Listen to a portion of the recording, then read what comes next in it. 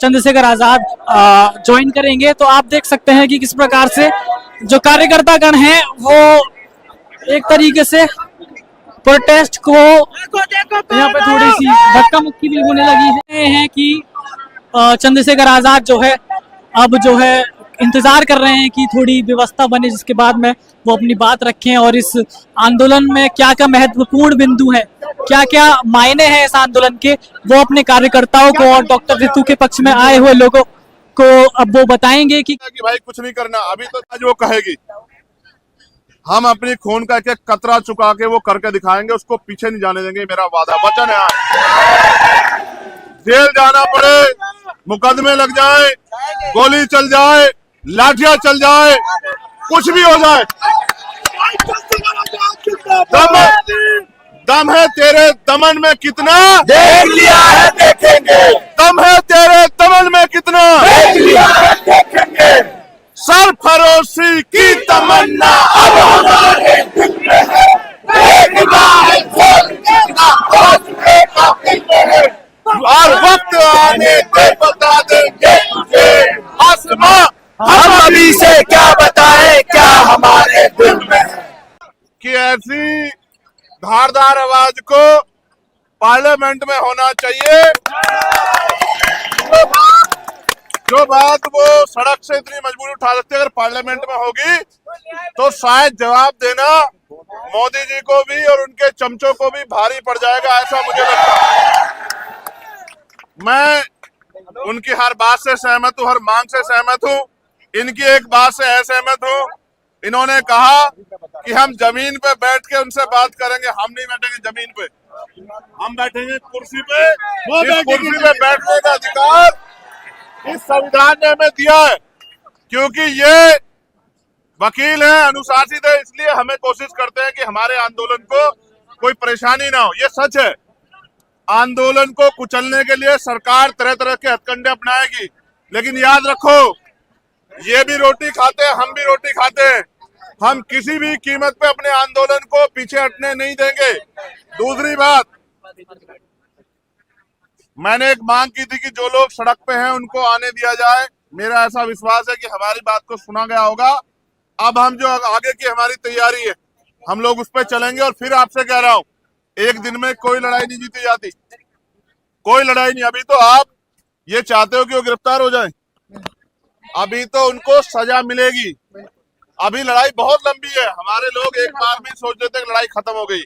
अभी आपको कई बार अपनी ताकत का प्रदर्शन करना पड़ेगा। और मैं एक और छोटी बात कहता हूँ, छोटी इसलिए कह रहा हूँ क्योंकि बड़ी बात कह के कुछ होता नहीं है।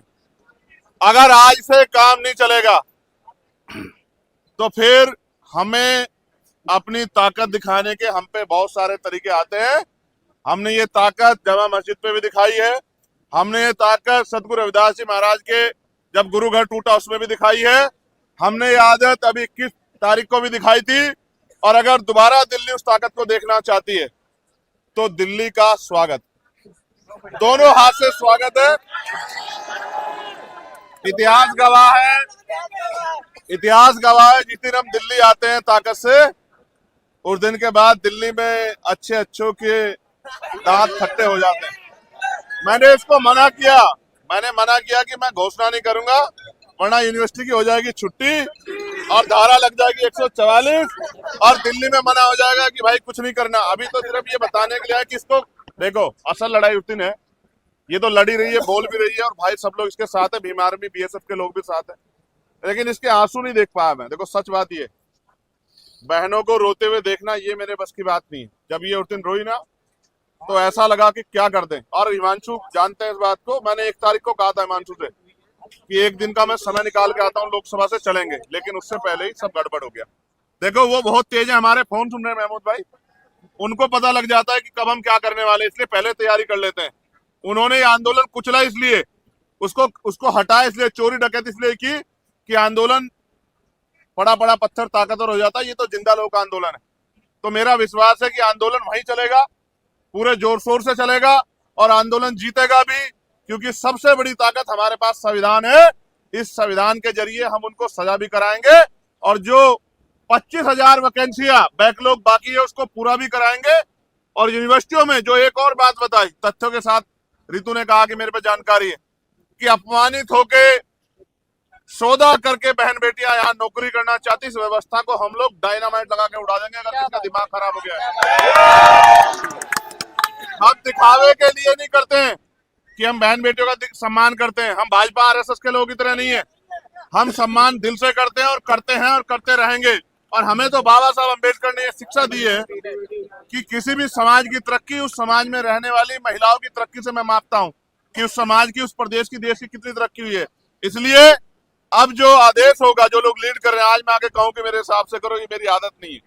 मैं रितु से कहूंगा जो आज वो कहेगी, हम अपनी खून का एक एक कतरा चुका के वो करके दिखाएंगे, उसको पीछे नहीं जाने देंगे, मेरा वादा वचन है। जेल जाना पड़े, मुकदमे लग जाए, गोली चल जाए, लाठियां चल जाए, कुछ भी हो जाए, दम है तेरे दमन में कितना, देख लिया है देखेंगे, दम है तेरे दमन में कितना, देख लिया है देखेंगे, सरफरोशी की तमन्ना अब हमारे दिल में है, देखना है कितना होश में कातिल में है, और वक्त आने पे बता देंगे तुझे आसमां, हम अभी से क्या बताएं क्या हमारे दिल में है। दिल में जितनी ताकत होगी, दिल में क्या है वो तो बताएंगे, करके दिखाएंगे, लेकिन अभी तो लड़ेंगे। नहीं, एक मिनट सुनो, एक आग्रह है, आंदोलन तब कामयाब होता है जब वो अनुशासित होता है। आगे चलेंगी बहनें, कौन चलेगा आगे? और बहनों से 3 फीट की दूरी बना के चलेंगे हम लोग।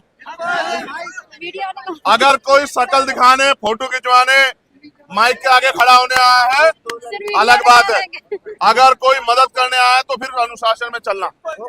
ऐसा नहीं कि भाग भाग के आगे जाओ। वो इस बात से आइडिया लगा लेंगे कि ये जिम्मेदार लोग नहीं है। जिम्मेदार बनो, नहीं बनोगे कुचले जाओगे। एक एक करके सबका नंबर आएगा। इसलिए धन्यवाद और आपसे आग्रह कि जैसा रितु आदेश करेगी, हमारे दोनों लीडर महेश भाई, हिमांशु जी और नरेंद्र भिकूराम जैन साहब, ये तीनों हमें गाइड करेंगे। हम इनके हिसाब से रितु की बात के साथ आगे बढ़ेंगे। धन्यवाद। जय भीम।